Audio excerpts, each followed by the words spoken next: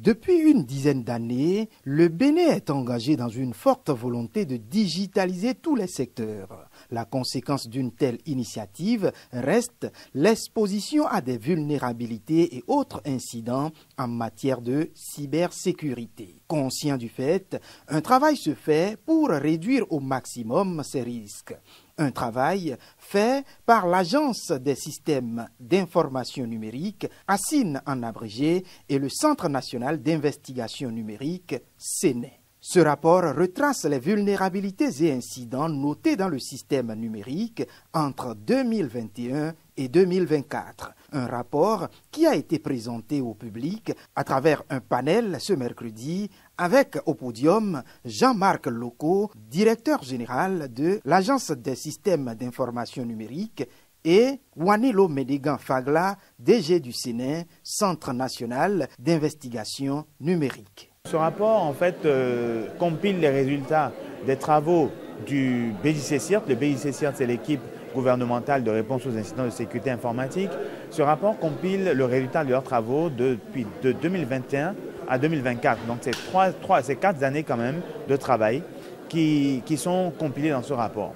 Il était important à un moment de lever la tête du guidon et d'exposer l'état des lieux, n'est-ce pas, à la communauté qui est sous notre responsabilité, de manière à ce qu'on puisse avoir, n'est-ce pas, un guide.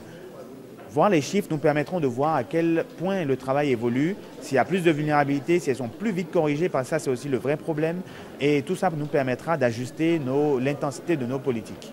Les domaines pris en compte aujourd'hui vont du secteur public au privé. Et ce rapport permet au Bénin d'entrer dans le concert des nations en ce qui concerne la cybersécurité. Aujourd'hui, oui, le Bénin est pleinement engagé et ce rapport vient marquer un peu tout le travail qui a été fait. Vous savez, c'est une tradition évidemment dans les pays qui sont matures. C'est une tradition dans des pays importants sur le continent africain de produire des rapports, de partager ce que nous avons pu observer vers diverses cibles. Pour mieux gérer, voire annihiler ces portes d'entrée qui peuvent avoir de graves conséquences sur les installations numériques et pratiques informatiques, des recommandations ont été éditées. Des cas qu'il faut respecter.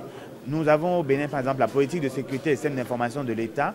Si vous la respectez, que vous mettrez en œuvre toutes les recommandations qui sont dans ce document, dans ce cadre réglementaire, vous aurez pris des dispositions qui éviteront qu'il y ait trop de vulnérabilités ou des vulnérabilités trop évidentes qui partent avec votre système. Respecter un certain nombre de dispositions par rapport à la protection des données personnelles, faire des tests de pénétration, donc des tests de sécurité ou des tests de charge par la SIN, donc prévoir ce temps dans le calendrier avant la mise en œuvre et déclarer les différents incidents, avoir une surveillance constante sur les systèmes, former les développeurs à la programmation sécurisée, autant de mesures qui permettront que vos systèmes arrivent sur l'Internet avec le minimum de failles possible.